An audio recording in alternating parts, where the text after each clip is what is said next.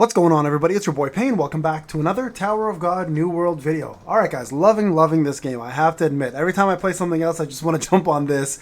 And I do want to talk about something real quick because there have been people who have questioned the auto and manual system. So I want to talk about the gameplay itself and why it's important actually to switch to manual fairly often, especially if you're stuck in a situation where, number one, the auto is not reacting quick enough to someone pulling off their special. Number two, sometimes when you're in a situation where you want to organize your specific special moves to go off at a certain point, like for example, a buffer going before a DPS, etc., right? So all of these things are going to matter a lot because with auto, it's just a mishmash of whatever it can press first, whatever gets the energy first, it'll automatically press. And sometimes it doesn't even press fast enough. So I'm going to explain to you how manual works to show you the difference between auto and manual. Now I'm at 9.4 right now, okay? You guys can see here. The power gap is about double the power, I think, maybe a little more. Yeah, it's a little more than double, so it's getting up there, right? Now you can see here I'm using Evan Kale, using Evan Data Machini, Wangnan, and I'm using Data Zahard. So the reason why I have this team set up the way I do, and again, I've talked about it in my last video, is I've got a lot of stall tanks here, and they're purposely there to absorb damage and not die until my Evan can pull off his immortality, until Evan Kale can do her AoE, and then Wangnan can also die and take a hit from specifically probably the most annoying unit to me right now. It's in my free-to-play adventure, and that is going to be Endorsi. She is an absolute menace on the battlefield, like just drives me bonkers, right? And just so you guys know, like this is a complete free-to-play account. Like I mentioned, I have not purchased anything, and the reason why I've been playing around and doing different teams is I want to test because eventually I want to make an actual tier list for you guys. I don't want to do a tier list early on. I never do it in any game. I always give myself at least a few weeks to test out enough units where I feel comfortable understanding the mechanics of the game and how things work. So you'll probably get a list from me next week or the following, okay? So just because I know a lot of people are asking about it already, and I'll promise you guys something that's worthwhile and accurate rather than just something just to get out for views, right? I don't want to do that. So let's test this out and show you guys manual versus auto and why it's important. Now I'm going to play auto first, just so you guys understand how the battlefield will work out, how the battle will work out. Sorry, and I'm going to put it down on the lowest setting for you guys, just so you can see how certain mechanics in the game function, okay? On auto, you don't notice it as much because you're just setting it, you just keep repeating the battle until you win, right? On manual, it matters quite a bit, and I'm going to show you guys why, okay? So you can see Endorsi takes out Wangnan, but he's immortal, so he comes back.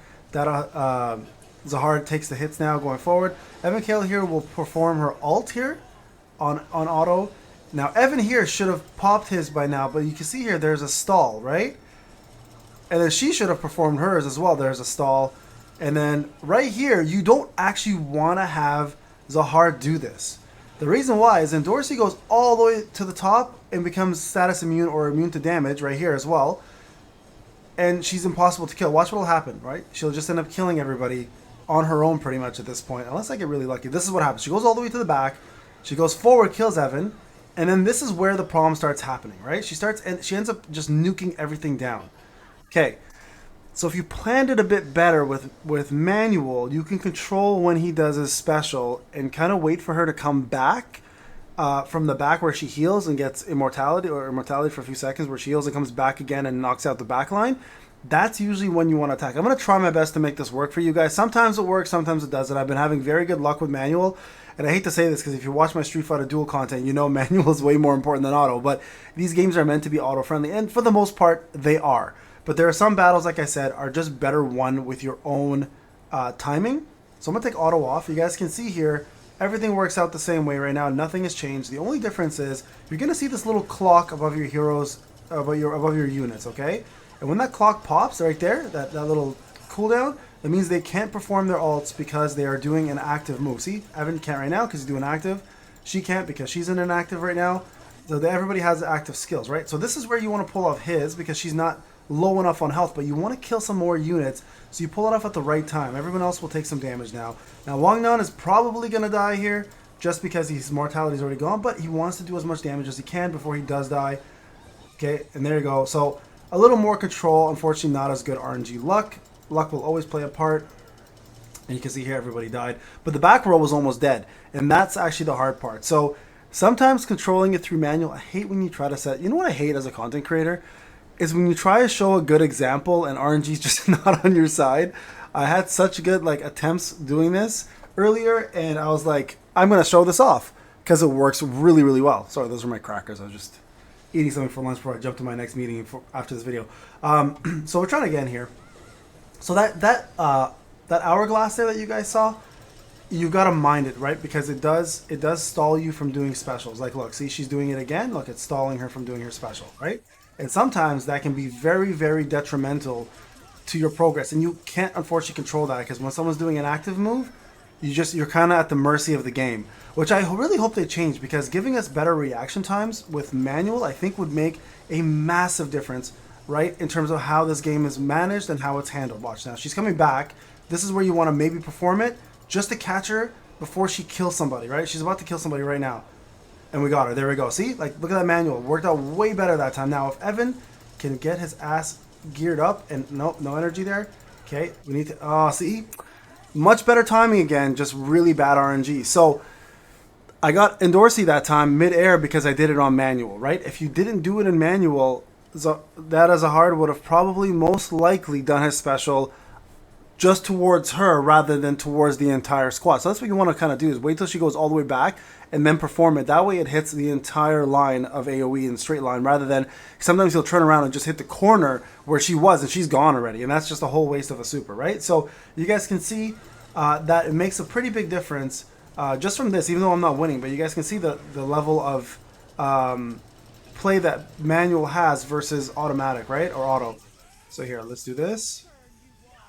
Another thing, keep in mind, positioning matters so freaking much, right? If you don't have good positioning in this game, you're going to be kind of stuck in a situation where you may not win a battle because your units are just in the wrong spot. Look at that. See? Bad timing. Look. He's going after her, and she's not even there anymore. That's what I was talking about right there. I just want to show you guys that real quick, right? Now, she's here now, but I'm going to die because she's going to knock me out. Look, she goes all the way back again, right? So, just again, really bad timing on that end. Hopefully I can pull this off and kill some folks. Let's get Evans up. Come on, bro. Get it going, get it going. Ah, come on. Let's go.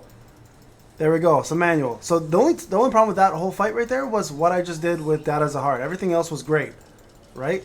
And we got it. Let's go. That's what I should have done the first time. Anyways, manual really, really helps, guys. Slow it down, right? If you know me from Street Fighter Duel, I like to play everything super fast. In this game, I like to slow it down a little more, so I can kind of see where my units are positioned. There's so much happening on the field that sometimes you gotta just let yourself breathe and let your units, fix their positioning and make sure that they're facing the proper area before you do any form of special. And I promise you, it makes a massive difference. Manual versus auto. When you're stuck, rely on manual. I know, again, this is an idle game and most of us are playing it for auto. Right? I can put this on auto, for example. I feel comfortable with this team, no problem, because it's a non-boss team or a non-milestone stage. And I say this, watch them kill me. But yeah, do auto on these ones. Obviously, if you're going to sleep and you're going to auto-click, I hate to use that word because I know it's against probably the game policies, but some people use it. You're better off just positioning correctly and setting it to auto and let RNG do its magic. But if you have control of the fight for a little while in your hands, give manual a try, and I promise you guys, you'll probably see a fair good results. See, this is what I was talking about. I was talking trash and just got my butt kicked. Might have to go back to manual for this one even. Yeah, let it run. If you know you're confident you can beat it, but if you are looking for some more control over the gameplay, manual is definitely the way to go. So there you guys have it. I hope the video helped. I know a lot of you are not using it, so I hope some people do convert over to manual and start using it more often, because I feel like it'll definitely help you guys progress quicker and give you a little more control over the battlefield. Just remember, it can be frustrating at first when you see the active specials going off and you can't pull off your actual super move or your special move. Just don't get frustrated. Just learn the timing. You'll understand, and most characters are the same throughout every battlefield. They have certain triggers, and as you get better at the game and as you play with the units more often, you'll have a better understanding and appreciation for how manual works versus auto. Alright guys, anyways, I'll talk to you guys in the next one. Take care.